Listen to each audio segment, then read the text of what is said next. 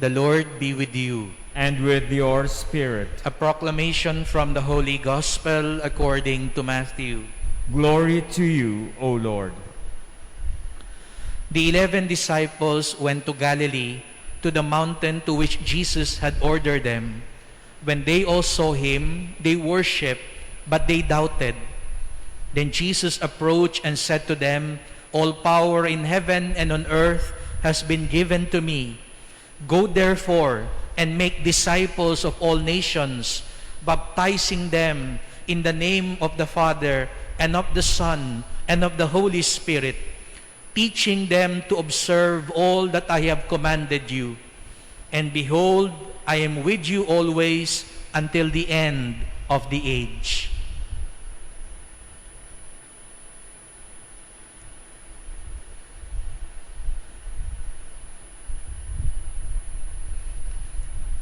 The Gospel of the Lord. Praise to you, Lord Jesus Christ. Good afternoon, dear sisters and brothers, and once again, welcome to the celebration of the Holy Mass on the Lord's Day as we celebrate the solemnity of the Most Blessed Trinity. We also welcome those who are joining us online, especially the sick, those who are taking care of the sick, and those who are restricted during this pandemic. We praise God. We give thanks to God. We renew our faith in God. And despite this pandemic, nothing can stop us from praising God, because nothing can stop God from reaching out to us in love. And today we celebrate the most important mystery of our faith, the belief in the most blessed Trinity.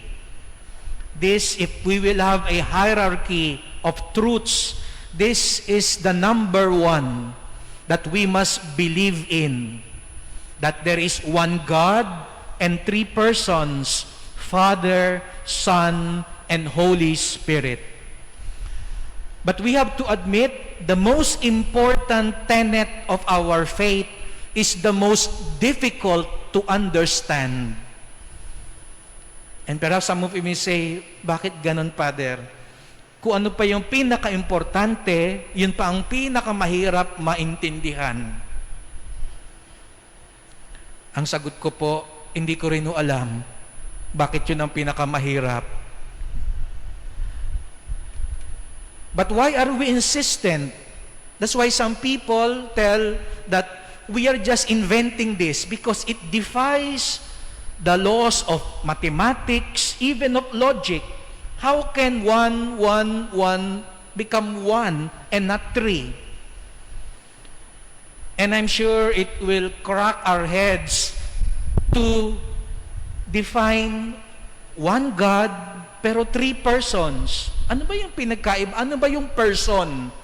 Lalo na sa atin, we have a different understanding of person. But don't worry, I will not engage in that theological calisthenics. Mainit na nga ang panahon. Alam ko, iinit siguro pang ulo nyo dahil sabi nyo, napakahirap. Pero bakit nga ganoon? Bakit kahit napakahirap, pinipilit natin na ito ang ating paniniwala? Bakit kahit na hindi maintindihan ng marami, iginigiit pa rin natin na ang Diyos ay isa, ngunit may tatlong persona? The answer this time is very simple. Because it was Jesus who revealed it to us. It was Jesus. We cannot. No? That's why hindi ho pwedeng imbento. Mahirap imbentuin ito. Pero bakit natin iginigit? Dahil si Jesus mismo ang nagpahayag.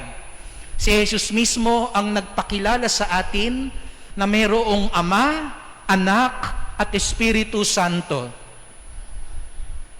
That's why if you're reading the Bible, the Gospels, notice, yes, in the Old Testament, just like what we heard in the first reading, We believe in one God, and we affirm that there is only one God. But when Jesus came, He revealed to us there is one God, but there is the Father, the Son, and the Holy Spirit. And that's why we have to wrestle with that truth. Dahil si Jesus ang nagsabi. That's why in the Gospels, notice, you remember, Jesus would always say, I have come to do the will of the Father. The Father sent me. Notice, Jesus is saying, may pagkakaiba sila ng Ama. God so loved the world, He gave His only begotten Son. Yet, Jesus will also say, the Father and I are one. He who sees me, sees the Father. And then, if you notice towards the end of Easter, Jesus now is talking about the Holy Spirit. I will send the Holy Spirit. That's why last Sunday, remember, Pentecost Sunday, it was Jesus who revealed that mystery of faith. The Father, the Son, and the Holy Spirit. And they are one. Hindi pwedeng may mas mataas sa kanila.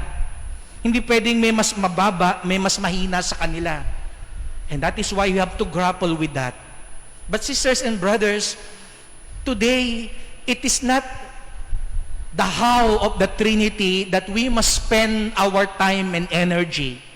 Rather, it is what does this belief have to do with us? Ano ngayon kung may tatlong persona sa isang Diyos? Anong kinalaman nun sa buhay natin?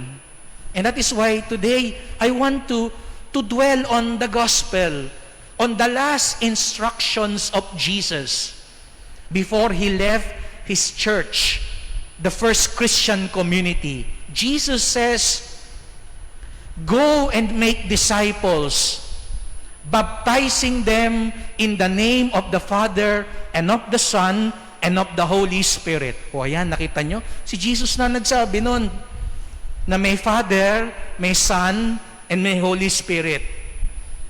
O, tapos na ang boxing. No? Si Jesus ho ang nagsabi. Hindi ho ang mga pare, hindi ho ang simbahan, hindi ho kung sino mang theologian. It was Jesus who mentioned, yes, the Trinity is not in the Bible, but the Father, the Son, and the Holy Spirit are in the revelation of Jesus. But I want to dwell on those just two commands. Baptize them in the name of the Father and of the Son and of the Holy Spirit, and make disciples of all nations. Two action words, baptize and make disciples. First, baptize. What did Jesus mean when He says, baptize them in the name of the Father?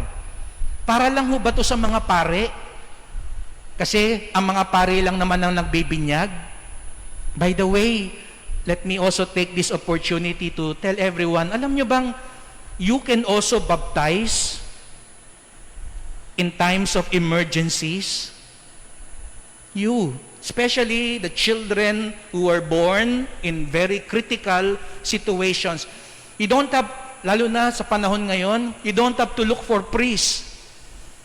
Every baptized can baptize another person in danger of death.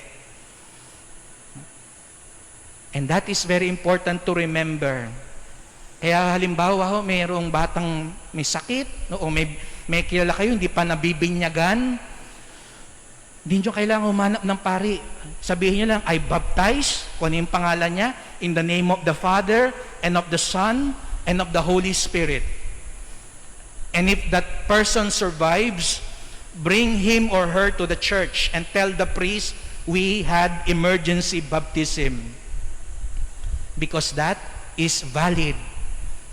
We can all baptize. Because we are baptized. Kaya mahalaga, kasi ganun kahalaga ang binyag. Kaya minsan nakakalungkot nga, yung mayroon pang hindi nabibinyagan, kasi nga nag-iipon pa kayo ng handa, pabinyagan na ho natin, huwag tayo magtagal kasi napakahalaga po na tanggapin ang binyag. But sisters and brothers, let us also understand that command of Jesus not only in the literal sense of baptizing through the sacrament. All of us, as I said, are recipients of the command of the Lord. And the second sense of baptizing in the name of the Father and of the Son and of the Holy Spirit also means, yung salita raw na baptisein means to plunge, to immerse. In the first sense, it's the sacrament. But in the second sense, which we can all follow the Lord, is this: plunge yourself into the life of the Trinity. Ngayong mainit, di ba ho? Ang sarap mag-plunge. Kaya nga may mga nahuli tuloy kasi hindi makatiis na mag-swimming, no? Na maligo, na lumublob. O ngayon, ibahin na lang natin. Imbis na lumublob tayo sa beach o sa ilog, lumublob tayo sa buhay ng banal na Santatlo. Lumublob tayo sa buhay ng Diyos. That is what also Jesus means when He says, baptize them in the name of the Father and of the Son and of the Holy Spirit. Immerse yourself in the life and love of God. Cultivate. Yung binyag daw po na sakramento, minsan lang sa buhay natin pwedeng gawin yon.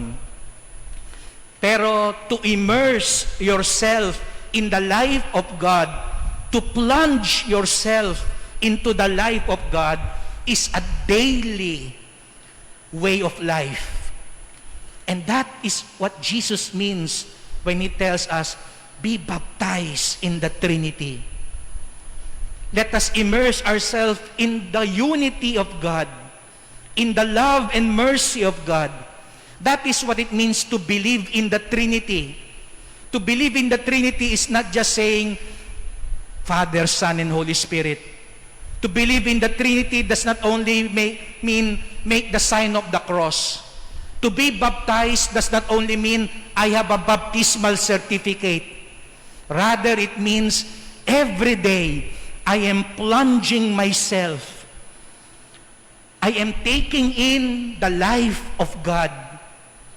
I am making the life of God a part of my life. Because it is useless to say, I believe in the Trinity, yung nagkakaisang Diyos, pero ikaw ang dahilan ng pagkakagulo. Ikaw ang source ng disunity. I believe in the Trinity, the communion of love, wala kang kalab-lab sa buhay mo. I believe in the Trinity, in a God of mercy, pero hindi ka nagpapatawad. It is to plunge into the life of God. That is what the Trinity is all about. And we have to be aware of the life of God in us. Kaya nga sabi ni Saint Catherine of Siena, God is so close to us more than the fish is to the ocean. Imagine that. God is so close to us more than the fish is to the ocean. We are plunged, but is that belief really at work in our lives? So let us pray for that grace. When Jesus says, baptize them in the name of the Father, it is to enter into a more personal, a more dynamic relationship with God. And secondly, make disciples of all nations. This is called the Great Commission. And sad to admit, sisters and brothers, this is the most neglected command of the Lord. Because sometimes we are contented. Sino ba ang mabuting Kristiyano? Ang mabuting disipulo. Nagdadasal ako, nagsisimba ako, tumutulong ako sa may hirap, nagbabasa ako ng Bible. But notice what Jesus says, make disciples. It is not enough to be a disciple. You have to make disciples. That is the fullness of our belief in the Trinity. How do we make disciples? We proclaim the good news. We testify to God We become instruments of God. And where do we begin? At home. Let us make our spouses disciples of Christ. Let us make our children disciples of Christ.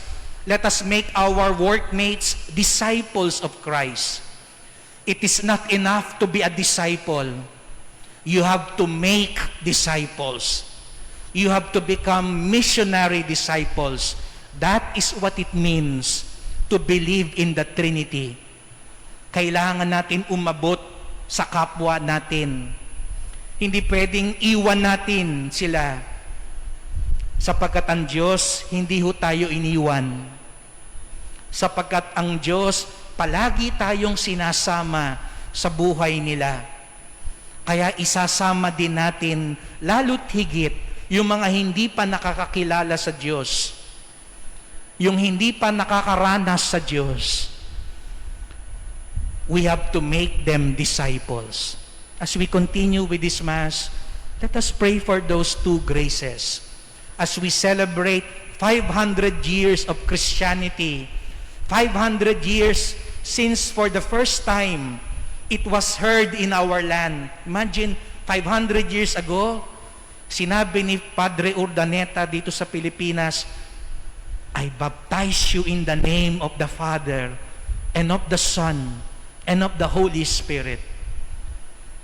And let us pray that the Filipino nation may plunge into the life, the values of God, the goodness of God, so that we are not just Catholics and Christians in name, but children of God in word and in truth. We pray for one another that we may heed these last commands of the Lord. Go, make disciples of all nations, baptize them in the name of the Father and of the Son and of the Holy Spirit.